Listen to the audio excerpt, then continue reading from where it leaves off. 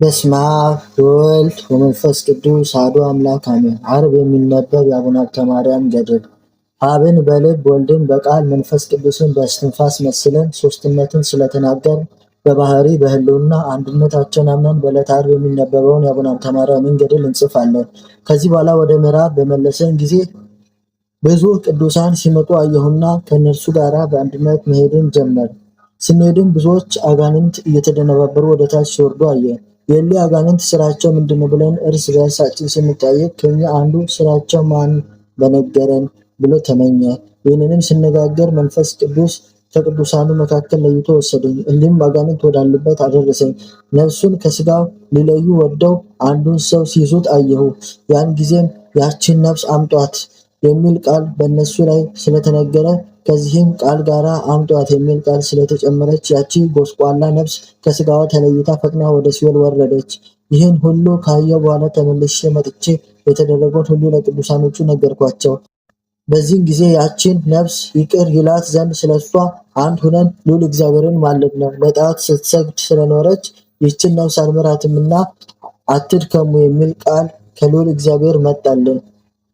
ልመናችንን የማትቀበል ከሆነ በከንቱ ሰብስበህናልን ብለን ስላዘን ሕገ እግዚአብሔርን የዘነጉ ሰዎችን ቅጣት እንድታዩ ነው ብለን ሕገ እግዚአብሔርን የዘነጉ ሰዎች ሲቀጣቸው ለደጋጎች ሰዎች ዋጋቸውን ሲሰጣቸው አይተን አንድ ሆነን አመሰገንነው። ከዚህም በኋላ መልሶ ወደ ሌላ ሀገር ወሰደኝና ከዚያም በመልአኩ ራእይ እጅ መብረቅ ወርዶ አንዱን ሰው ወደ ምድር ላይ ሲጥለው አየሁ። በዚያን ጊዜ የዚያ ሰው ነፍስ ከስጋዋ ከተለየች በኋላ አጋንንት እጅ ስላደረጓት ዘወትር ከኔ ጋር የሚኖር መልአክ ነፍሲቱን ለመራዳት ተለይቶ ሄደ። ያችን ነፍስ ካለችበት ደርሶ ወዳጁ ራጉኤልን ወዳጄ ራጉኤል ሆይ ይህ ሰው የኔ አገልጋይ ነው፣ ለምን ገደልከው? አለው። መልአኩ ራጉኤልም ሰንበት ሳይለይ ዝሙትን መስራት የለመደ ስራውም ዝሙት ስለሆነ ፈጣሪ ግደለው ብሎ ስላዘዘኝ ነው ብሎ መለሰለት። ኃጥአንን ሊያጠፋ እንጂ ጻድቃንን ሊያጠፋ መብረቅ እንዳይታዘዝ አንተስ ታውቅ የለምን? አለው። ይህንንም ሲባባሉ ሂደው ከሥላሴ ፊት ደርሰው ሰገዱ። ቅዱስ ሚካኤልም እግዚአብሔርን ስምህን የጠራ ዝክርህን ያዘከረ ሁሉ በአንተ ጸሎት ከፍዳ ይዳንልህ ብለኸኝ ነበር። ይህች ነፍስ የኔ አገልጋይ ናትና ማርልኝ ብሎ እግዚአብሔርን ማለደ። አሁንም ይህች ነፍስ አንተ የሰጠኸኝን ቃል ኪዳን አምና ስታገለግለኝ የኖረች ናትና ማርልኝ ብሎ ተማጸነ። እግዚአብሔርን በጎ ስራዋንና ክፉ ስራዋን ባስመዘነ ጊዜ በጎ ስራዋ ከክፉ ስራዋ በለጠ። ያን ጊዜም ቅዱስ ሚካኤል ይህችን ነፍስ በክንፉ ታቅፎ ወስዶ ለቅዱስ ገብርኤል ሰጠው። ቅዱስ ገብርኤልም ለቅዱስ ሩፋኤል ካስረከቡ በኋላ ለሰባቱ ሊቃነ መላእክት ያስረከባትና ሰባቱ ሊቃነ መላእክት አንዱ ወደ አንዱ እየተቀባበሉ ከመስቀል ዘንድ አደረሷት። ከመስቀል ዘንድ ካደረሷት በኋላ ለመስቀል አሰግደው መስቀሏን አሳለሟት። ከዛም በኋላ በቅዱስ ሚካኤል አማላጅነት ወደ ገነት አስገቧት። ያ መልአክ ወደ እኔ በተመለሰ ጊዜ መስቀል ታሳልሟት ዘንድ ያችን ነፍስ ወደ መስቀል ለምን ወሰዳችኋት? አልኩት። በትልቅም በትንሽም ነገር ክርስቲያናዊትን ነፍስ የሚቃወም ቢመጣባት ድል የምትነሳበትን በመስቀል ፍርድ ይታይላታልና ስለዚህ ነው አለኝ። የሚከራከራት ቢኖር ግን እንዳየኸው ወደ መስቀል ባደረሷት ጊዜ የሚቃወማት ሰይጣን ይርቅላታልና ዳግመኛ አይከራከራትም። ዛሬም ይህችን ነፍስ የሚከራከራት አልነበረምና ስለዚህ ወደ መስቀል ለመውሰድ አፈጠን። ሰይጣን ሊነጋገራት ሊከራከራት እንዳይችል አለኝ። ከዚህም በኋላ ቅዱስ ሚካኤል ወደ ሰማያዊት ኢየሩሳሌም አውጥቶ በውስጧ ወዳለ ቦታ ወስዶ ጊዜ ከዚያ አቆመኝ። እንዲህም ባለ ስራ ሳለው የልዑል እግዚአብሔር የባህሪ ልጁ የሾማቸው 12 ሐዋርያት ወደ እኔ መጥተው ሀብተ ማርያም ሆይ ከልጅነት እስካሁን የሰራኸውን ኃጢአት እኛ ከሰራነው ያጎደልከውን ቃል መንፈስ ቅዱስ ይቅር ብሎአል አሉኝ። ለእነርሱ ሰግጄ ቡራኬን ከተቀበልኩ በኋላ መልአኩ ልብሰ ተክህኖ ለብሶ በዕርፈ መስቀል የእሳትን ፍም አንስቶ ከንፈሬን አስነካኝ። በፍቅር አንድነት ተመልሰ ቀድሞ ወደ ነበርክበት ግባና ቢሰሙ የዚህን ዓለም ሕዝብ አስተምራቸው አለኝ። እንዲመለሱ በደላቸውንም ሁሉ አስረዳቸውና ባይቀበሉ እኔ እፈርድባቸዋለሁ አለኝ። ከዚያም ወደ ቦታዬ መልሶኝ በእግሬ ካቆመኝ በኋላ ከኔ ተሰወረኝ። ራሳቸውን አርቀው ይህ ራእይ የአቡነ ሀብተ ማርያም ነው ካሉ በኋላ ራሳቸውን አቅርበው ያን ጊዜ አለቀስኩኝ፣ አሉ። ከዚያን ቀን ጀምሮ በመንፈስ ቅዱስ ተገልጦለት ያልተደረገውን እንደተደረገ፣ ያልመጣውን እንዳለፈ፣ ከሰማይ በታች ከምድር በላይ ያለውን የተሰወረውን ሁሉ አወቀ። ሁሉም ከተናገረው ጭምር እንደ ጎርጎርዮስ እና እንደ ዮሐንስ አንድነቱን ሦስትነቱን ሲናገር በመዓልትም በሌሊትም ካፉ ሳይቋረጥ 5 ቀን ኖረ። አምስቱም መነኮሳት ከአነጋገሩ ድምፅ የተነሳ እያደነቁ ድርሰቱን ሲሰሙ ሰነበቱ።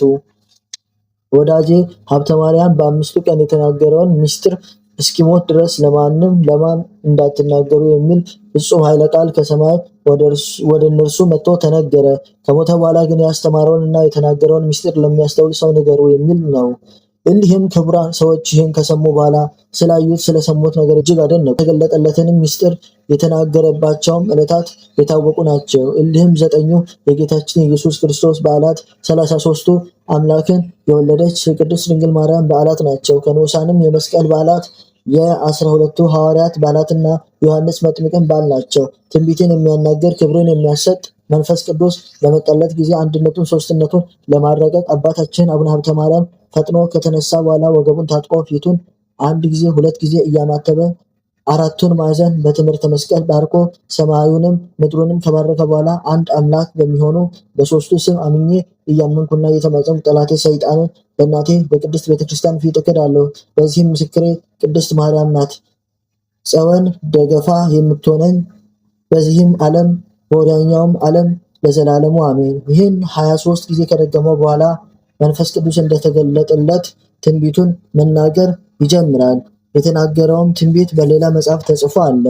ቅዱሳንም ሁሉ አቡነ ሀብተ ማርያም የሚናገረውን ምስጢር ለመስማት ቦታ እስኪጠባቸው ድረስ ከምስራቅ፣ ከምዕራብ፣ ከሰሜን፣ ከደቡብ አቡነ ሀብተ ማርያም ካሉበት ይሰበሰቡ ነበር። በሰሙም ጊዜ ስራው ከሰው ተፈጥሮ ልዩ ነውና ይህን ሰው በምን እንመስለዋለን? አምላክ ነውን? ወይስ ሌላ መልአክ ነው? ወይስ ሰው? እያሉ ያደንቁ ነበር። አባታችን አቡነ ሀብተ ማርያም ግን ያን ጊዜ በልቡናቸው ያሰቡትን አውቀው እናንተ የዚህ ሀገር ሰዎች እኔ እናንተ በልቡናቸው እንደምታስቡት አይደለሁም፣ እኔ የአምላክ ተጓዥ ነኝ እንጂ አምላክ አይደለሁምና እንዲህ እንዳትሉ አላቸው። እኔ ፈጣሪ እንዳዘዘኝ እናገራለሁና። እነሱም ይህን ሰምተው የእግዚአብሔርን ስራ እያደነቁ ወደ የቤታቸው ሄዱ። አባታችን አቡነ ሀብተ ማርያምን ከሀገር ወደ ሀገር እስኪያባርራቸው ድረስ አጋንንትን እንደ ባሪያ እየገዛ ብዙ ዘመን ኖረ። አቤቱ የእግዚአብሔር ተገዢ ሀብተ ማርያም ሆይ ከአንተ ጋር ምን ጸብ አለንና እንዲህ አደረግከን እያሉ ይጮሁ ነበር። መላእክት ግን በተንኮል የመጡትን ሴቶችና ወንዶችን እያጠፉ በቦታው ተከታትመው አቡነ ሀብተ ማርያምን በየዘመኑ የሚደረገውን ስርዓት ያስተምሩት ነበር። ከዚህ በኋላም የመላእክት አለቃ ቅዱስ ሚካኤል አቡነ ሀብተ ማርያም በአንተ ትምህርት የሚድኑ ብዙ ሰዎች አሉና ማዕርገ ቅስና እንድትቀበል ና ወደ ጳጳሱ እንሂድ አለው። እርሱም በመታዘዝ ደስ ብሎት እሺ ብሎ መልአኩን ተከተለው። እርሱም ሂዶ ከጳጳሱ ማዕርገ ቅስና ከተቀበለ በኋላ በላዩ ላይ መንፈስ ቅዱስ ስላደረበት በጸጋ ላይ ጸጋ በክብር ላይ ክብር ተጨመረለት። ቅዱስ ሚካኤልም እንደሚዜና እንደ ባልንጀራ ከእርሱ ጋር በየጊዜው ሁሉ የእግዚአብሔርን ምስጋና ሲጫወት ኖረ። ቀድሞ ወደ ነበረበት ሀገርም በደረሰ ጊዜ በቃሉ መናፍስተ ርኩሳንን ድል እየነሳ አጋንንትንም ከሰው ላይ እያወጣ ታምራትንና ድንቅ ስራን በዚያች ሀገር ውስጥ አደረገ።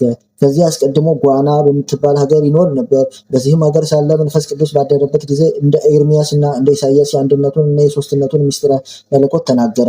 በሀገሩም ያሉ ሰዎች ሁሉ ትምህርቱን ለመስማት ይጣደፉ ነበር። እርሱም የአንዱን ክፉንም በጎንም ቢሆን ስራቸውን እየገለጠ ያስተምራቸው ነበር። ያን ጊዜ መንግስተ ሰማያት ልትሰጥ ቀርባለችና ንስሐ ግቡ እያለ ስላስተማራቸው ሰምተው በመደንገጣቸው ኃጢአታቸውን አብሯቸው ለነበረ ቄስ እየነገሩ ንስሐ ገቡ። ቄሱም እንደ ኃጢአታቸው መጠን እንደሚገባ ንስሐውን ይሰጣቸው ነበር። አባ ሀብተ ማርያምን በመንፈስ ቅዱስ ኃጢአታቸውን ሁሉ አስተስርዮላቸዋልና ነገር ግን እንደ ቀድሞ ኃጢአት እንዳትሰሩ አላቸው። ከእንግዲህ ወዲህ ግን በዘላለም ድህነት ጸንታችሁ ትኖሩ ዘንድ በጎ ስራ ስሩ፣ ይኸውም እርስ በርስ መፋቀር ነውና ክፉ ስራ አትስሩ። አባታችን አቡነ ሀብተ ማርያምም የሚመጣውን ትንቢት ያለፈውን ምስጢር በማወቅ አብዝቶ ባስተማረ ጊዜ የሀገሩ ሰዎችም እርስ በርሳቸው የዚህን ሰው ስራ ምንድን ነው ተባባሉ። እንዲህ የሚናገር የሚመጣውን ምስጢር የሚተረጎም አይሁድ ጌታም ሰይጣን አድሮበታልና ለምን ትምህርቱን ትሰሙታላችሁ እንዳሉ በዚህም ሰው ጋኔን አድሮበት እንደሆነ እንጂ አሉ። ነቢያትም ስለ ክርስቶስ የተናገሩት ትንቢት አልፎ ተፈጽሟል። እኩሌቶቹም ሰይጣን ምጽዋት መጽውቱ መስዋዕት ሰው ሰንበትን አክብሩ ይላልን አሉ። ጌታ በወንጌል ሰይጣንን ማስወጣት ይችላልን እንዳለ ወይስ ሰይጣን ሰይጣንን ማስወጣት ይችላልን? አሉ። ሰይጣንም ሰይጣንን የሚያስወጣ ከሆነ እርስ በርሱ ተለያየ መንግስቱስ እንደምን ትጸናለች? እንደ ወንጌል ሀተታ በል እርስ በርሷ የምትጣላ መንግስት ፈጽማ ትጠፋለች እንደሚል። ወይስ ሰይጣን ጾምን ጸሎትን ይወዳልን? ይህንንስ ስራ ተውና ለአንድ ጊዜ እንኳ በጎ ስራ ልስራ ባለ ጊዜ ስመ ሥላሴን ጠርቶ በማማተብ አይጀምርም። ንዑድ ክቡር የሚሆን አባ ሀብተ ማርያም ግን ስራውን ፊቱን በማማተብ ይጀምራል። ከሚመጣ መቅሰፍትም የተነሳ ለምድሪቱ ወዮላት፣ ይልቁንም በዚህች ሀገር ላሉ ሰዎች ወዮላችሁ ሲል መንፈስ ቅዱስ በላያቸው ላይ ቃል አሰማ። የመረጥኩትን ወዳጄን ንቀውታልና አቃለውታልና እርሱን ብቻ የናቁ ያቃለሉ አይደሉም፣ እኔንም ናቁኝ አቃለሉኝ እንጂ እኔ ፈጽሜ ንቄያቸዋለሁና። ወዳጄ ሀብተ ማርያምን ግን እኔ እንደ ሙሴ መርጬ ከሁሉ ሕዝብ ላይ እሾማለሁ። ሌላም መልአክ አቤቱ በደምህ የዋጃቸው ሕዝብ እንዳይጎዱ ተቆጥተህ በሕዝቡ ላይ መዓትህን አታውርድ አለው። ለምልክት ይህ የመቅሰፍት ዕድል በኃጥአን ላይ አድርግ እንጂ። ጌታም መልአኩን እኔ የወደድኩትን አደርጋለሁ፣ ለአንተ ከዚህ ምን አለ ብሎ መለሰለት። እኔ ግን ወዳጄ ሀብተ ማርያምን ወዳጄን ከናቀች ቃሌን ካቃለለች ከዚህች ሀገር አወጣዋለሁ። መልአኩም ይህን ቃል ሰምቶ ፈጥኖ ይወጣ ዘንድ አባ ሀብተ ማርያምን አዘዘ። ከዚህም ሀገር ተነስቶ ወደ ሌላ ሀገር ይሄድ ዘንድ ስለታዘዘ ቅዱስ አቡነ ሀብተ ማርያምን የመልአኩን ቃል ሰምቶ ሁልአጓት ወደምትባል ሀገር ሄዶ ኖረ። ከአጓና ሰዎች አውራጃ በወጣ ጊዜ አንበጣ መጥቶ መሬቱን እስኪልስ ድረስ ሳሩንም ቅጠሉንም ሳያስቀር በሀገራቸው ያለውን እህል ሁሉ ጨርሶ በላባቸው። ሰዎችንም ለወሬ አንድ ሰው እንኳ ሳያስቀር ቸነፈር ፈጃቸው። አባታችን አቡነ ሀብተ ማርያም ግን ባለ ዘመኑ ሁሉ ፈጽሞ ከበረ፣ ገነነ። ወሬውም በዓለሙ ሁሉ ተሰማ። ብዙዎች ሰዎች ከሮማ፣ ከግብፅ፣ ከአስቄጥስ፣ ሲያት ከሚባል ገዳም እየተነሱ ወደ እርሱ ይመጡ ነበር። ከሀገሩም ሁሉ በአንበሳ የሚቀመጡ እንደ ንስርም ክንፍ የተሰጣቸው የበቁ ሰዎች ወደ እርሱ ይመጡ ነበር። እግዚአብሔር ከእነርሱ ላይ ከፍ ከፍ አድርጎታልና እጅ መንሻውን እየሰጡ ከጎበኙት በኋላ የሚሹትን ነገር ሁሉ እርሱን ይጠይቁት ነበር። እርሱም የሚመጣውን እንዳለፈ የሚደረገውንም እንደተደረገ አድርጎ ይነግራቸው ነበር። እርሱም ከልጅነታቸው ጀምሮ እስከዚያች ቀን ድረስ የሰሩትን ስራ ይነግራቸው ነበር። እነርሱም እውቀቱን እያደነቁ እግሩን እጁን ሲሰሙት እርሱም እንደነሱ የእያንዳንዳቸውን የስማቸው ነበር። እርሱ ብቃታቸውን አይቶ ስራችሁ እንዲህ ሲሆን ለምን ወደ እኔ ትመጣላችሁ አላቸው።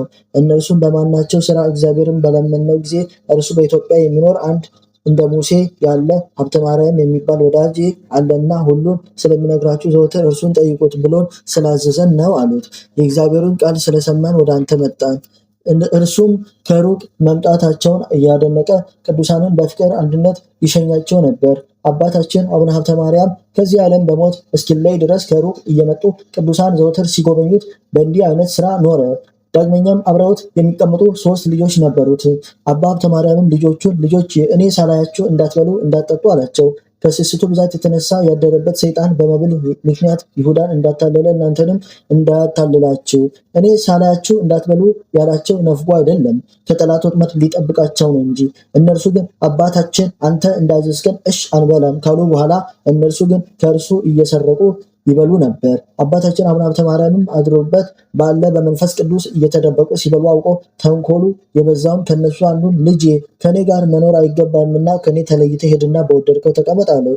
እርሱም ተባሮ የትም ከሄደ በኋላ አንዱ ተናዶ ከባህር ገብቶ ሞተ። ሶስተኛውን ግን ዘመዶቹ አታለው ወደ ሀገራቸው ይዘውት ሄዱ። ከእነርሱም ጋር አኖሩት። አባታችን አቡነ ሀብተ ማርያም ብቻውን ስለቀረ ስለዚህ ነገር እጅግ አዘነ። እንዲህ ባለ ስራ ሳለ ልጁን የቀሙትን ሰዎች ቸነፈር የሚባል ደዌ ያዛቸው። የሀገሩ ሰዎች ግን እንደ ሀገራቸው ልማድ ከከተማ ርቀው ወደ በረሃ ቀሳ አወጧቸው። አባ ሀብተ ማርያምም ደዌያቸውን ሰምቶ ከቤታቸው አውጥተው ወደ በረሃ ቀሳ እንዳወጧቸው አውቀው አዘነ። ብታመም አልጠይቃችሁኝም የሚል የወንጌልን ቃል አስቦ ሊጠይቃቸው ወደ እነርሱ ሄደ። ደርሶ የሰሩትን ኃጢአት ባናዘዛቸው ጊዜ እነርሱም የሰሩትን ኃጢአት አምነው ቢናዘዙለት ለበሽተኛ እንደሚገባ አድርጎ ንስሐውን ሰጣቸው። እርሱም ስለነሱ እየለመነ ወደ እግዚአብሔር ካመለከተ በኋላ ተመልሶ ወደ ማደሪያው ሄዶ ተቀመጠ። ጠይቆ ሲመለስ አጋንንቶች ተከተሉትና አባታችን አቡነ ሀብተ ማርያምን በግልጥ አይቶ የቸነፈር ሰራተኞች እንደሆኑ ባወቀ ጊዜ ወደ እርሱ ቀርበው እንዳይዳስሱት በእግዚአብሔር ስም ካመላቸው በኋላ አሰናብቶ ወደ ቦታቸው ሰደዳቸው። አነሳስቶ ላስጀመረን አስጀምሮ ላስፈጸመን ለእግዚአብሔር ለዘላለሙ ክብር ምስጋና ይግባው። ልመናው ክብሩ በሁላችን በሕዝበ ክርስቲያን ላይ ለዘላለሙ ሰፍኖ ይኖር፣ አሜን።